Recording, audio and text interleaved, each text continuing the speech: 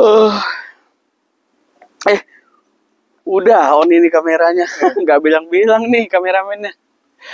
Oke guys, assalamualaikum warahmatullahi wabarakatuh. Hai teman-teman semuanya, saya Guri. Saya Franco. Hari ini kita bakal bahas isu-isu yang lagi viral banget di Indonesia khususnya, terutama yang namanya Agus. Sedih. Iya, Agus. Di mana-mana Agus, Agus sedih banget. Agus sedih banget. Nah, ini Oke. bukan Agus sedih banget nih, Bang, yang kita bakal kita bahas Agus sekarang. siapa nih? Agus siapa nih? Ada lagi Agus, mohon maaf, penyandang disabilitas, tidak mempunyai kedua tangan, dan ditetapkan sebagai tersangka atas kasus percobaan atau Dugaan pemerkosaan. Mm-mm. Oh, dia. Di daerah NTB, Nusa Tenggara Barat. NTB atau NTT? NTB. Oh. Nah, jadi awalnya itu kasusnya ada korban yang melapor gitu, Bang, ada dibuat kasus pemerkosaan gitu. Nah, perempuan ini, korbannya ini mahasiswi, temannya juga. No, teman kampus. Kuliah, iya, teman kuliahnya.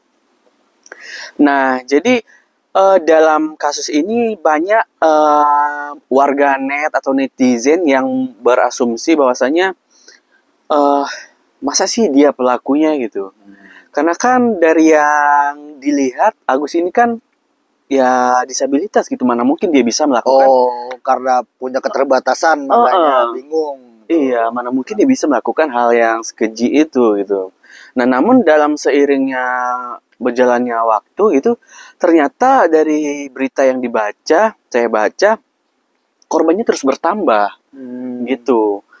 7, terus kemudian 10, dan terakhir yang saya baca tadi udah sampai ke 13 orang, Bang. Oh, berarti mulai dari laporan awal muncul terduga korban-korban baru yang ikut melapor. Gitu. Nah, Agus ini berkuliah juga di daerahnya, tempat tinggalnya di NTB, dan dia juga dapat beasiswa gitu, Bang. Oh, Nah, kenapa orang sekarang warganet itu, Bang, masyarakat Indonesia juga lebih ke karena korbannya tadi semakin bertambah gitu, jadi masyarakat udah mulai nggak berpihak lagi nih pada Agus, lebih ke ya ternyata emang kayaknya sepertinya dia nih pelakunya, dia pelakunya. Karena dari pihak kampusnya juga menyatakan tabir Agus ini emang agak kurang sih, Bang. Misalnya dari absensi kehadiran. Nah, di absensi kehadirannya itu dia tuh datang terus, Bang. Terus padahal kata dosennya dia nggak hadir. Oh, titip absen. Iya, tipsen. Pernah juga tuh kita sekali. Kali ya. Pernah 2 kali. 2 kali. Jangan sampai 3 kali ya. Bahaya. Nah, dari kasus ini tanggapan Abang seperti apa nih, Bang Franco? Awalnya masyarakat mendukung Agus. Lebih karena pro si Agus. Gak percaya kalau misalnya Agus yang disabilitas yang punya keterbatasan ini melakukan dugaan pemerkosaan atau pencabulan. Betul. Nah, sebenarnya penyandang disabilitas ini bukannya dia tidak bisa melakukan tindak pidana pemerkosaan atau pencabulan gitu. Jadi di pasal 285 KUHP tentang di situ ditulis tuh bahwa pelaku pemerkosaan itu bisa ngelakuin itu ya dengan kekerasan atau dengan pengancaman. Jadi kalau dia nggak bisa melakukan kekerasan untuk melakukan tindak pidana itu, ya dia bisa aja melakukan pengancaman gitu untuk menjalankan aksinya gitu. Jadi korban mau aja gitu ya. Karena dalam intimidasi ancaman kan gitu. Iya. Nah, terus kan, Bang, kalau misalnya kita lihat juga nih, sebenarnya saya juga dari awal melihatnya masa sih Agus? Karena kan korbannya maksudnya bisa ngelawan gitu, Bang. Iya kan? Karena kan si Agus punya keterbatasan. Nah, harusnya korban bisa melawan atau bisa berteriak gitu. Gimana, Bang? Nah, itu balik lagi. terkadang kan ketika dalam situasi genting gitu. Terdesak. dalam nawan ancaman gitu, kita nggak bisa menilai mental seseorang gitu, apalagi perempuan. Kita nggak tahu apa motif-motif ancaman yang berikan oleh Agus. Ya, yang dibilang sama Agus, apa sih, misalkan ancaman yang membuka aib kah, atau ke ancaman pembunuhan kah, atau ancaman apa, kita tidak tahu. Makanya si korban pun tidak berani untuk melawan atau melarikan diri gitu. Makanya dia jadi pasrah gitu. Padahal dalam hakikatnya ketika kita mendapat ancaman, kita bisa melaporkan polisi juga gitu. Ya itulah jadi tameng kita untuk biar aib kita nggak terbongkar kalau kita dapat ancaman gitu. Ya, dari psikologis juga mengatakan Bang, Agus ini melakukan aksinya itu kayak apa namanya, mengancam karena aib korban itu Bang. Jadi mungkin si Agus ini mencari informasi mungkin kali ya, korban atau temannya ini rahasianya apa gitu. Jadi dia bisa melakukan aksinya dengan memanipulasi aib tadi gitu, memanipulasi rahasia oleh si korban gitu. Nah, dari berita yang saya baca juga mulai terkuak nih Bang sedikit-sedikit apa namanya, kasus Agus ini. Karena Agus ini apa namanya? Menyewa atau apa gitu ke homestay gitu Bang. Oke, melakukan tindakan kriminal itu di homestay. Iya benar. Nah, jadi dari pemilik homestay itu atau yang melihat Agus di homestay itu, kadang dia membawa beberapa perempuan ke situ Bang. Oh, bergonta-ganti. Iya, berbeda-beda perempuan. Nah, terus ketika ketika keluar itu, ceweknya perempuan ini masa muka yang sedih, yang kayak kesel dan kayak marah gitu Bang. Dan bisa jadi mungkin wanita-wanita yang dilihat itu termasuk dari 13 korban itu juga. Iya, mungkin iya, itulah itu. Nah, jadi ya dari kasus ini juga kita lebih khususnya saya lebih ke ini. Iya, mungkin kali Agus ya lebih ke situ. Yang tadinya tidak percaya dan sekarang udah kayak mulai lebih ke goyang nih. Dia apa enggak. Karena dari keterangan yang memberikan keterangan juga maksudnya cukup kuat gitu. Contohnya buktinya, dari kampusnya, dari pemilik homestay gitu ya. Nah, sebetulnya mungkin ketika satu korban itu saja yang ini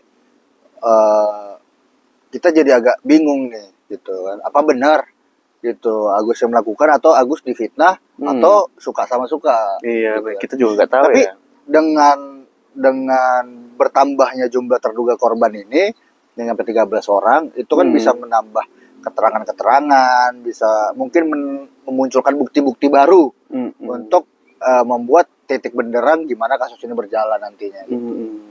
Ya walaupun di awal Agus pernah memberikan klarifikasi bahwasanya dia mau pakai baju, mau makan juga masih dibantu sama orang tuanya.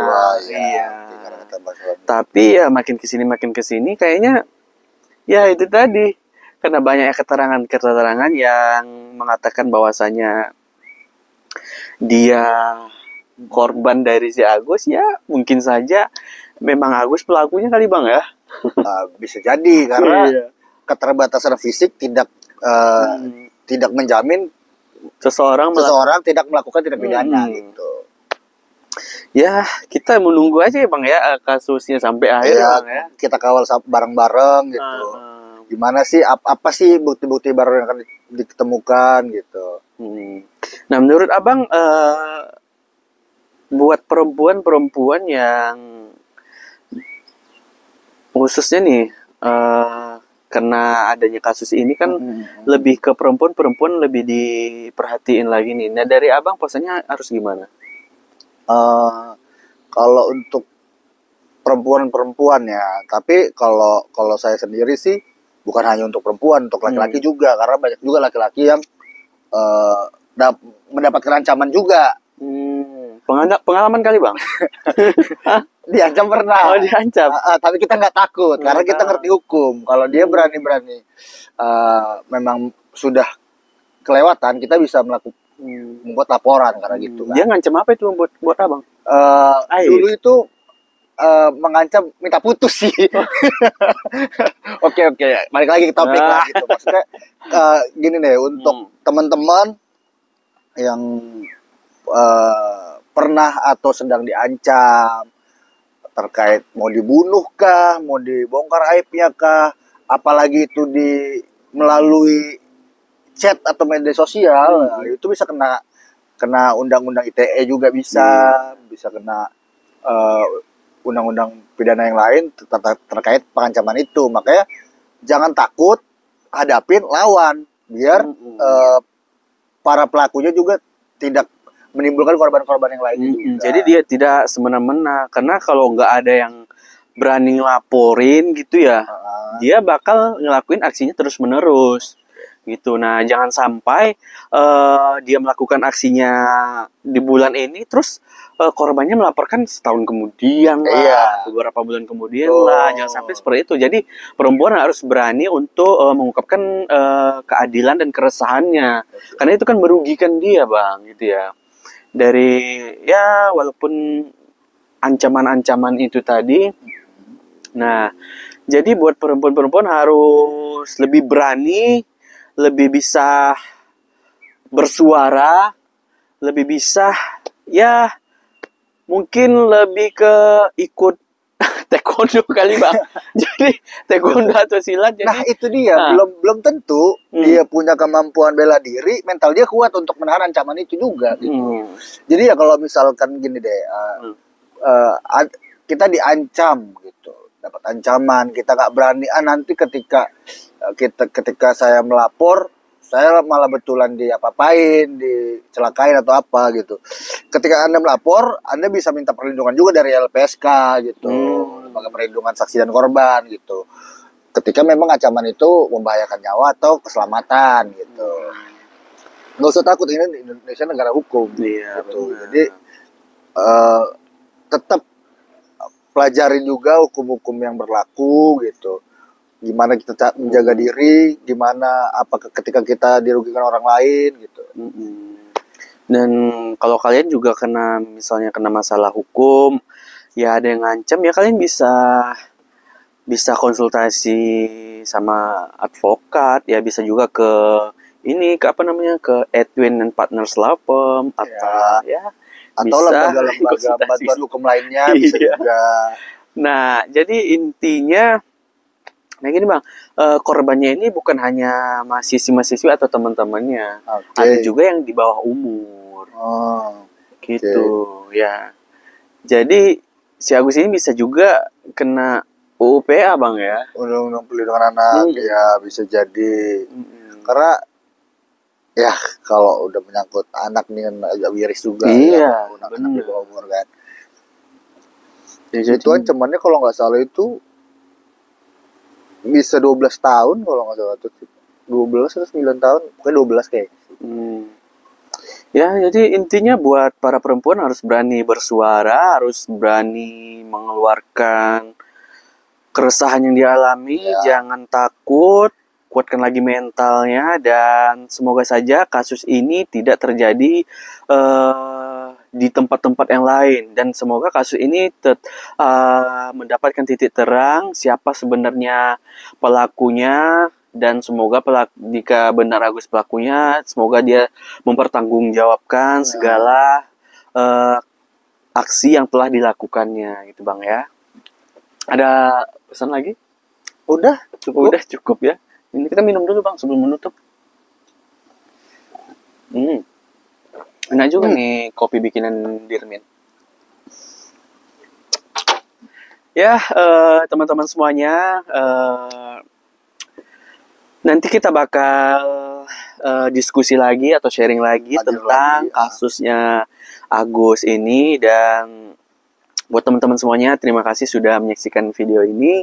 Jangan lupa like, comment, share, dan juga subscribe. Dan nantikan video tentang isu-isu lainnya di Indonesia. Yang viral. Yang viral pastinya. Gimana sudut pandang hukumnya. Dan kita coba mengulas dan membahas isu-isu yang berkembang pokoknya. Benar. Oke semuanya, assalamualaikum warahmatullahi wabarakatuh.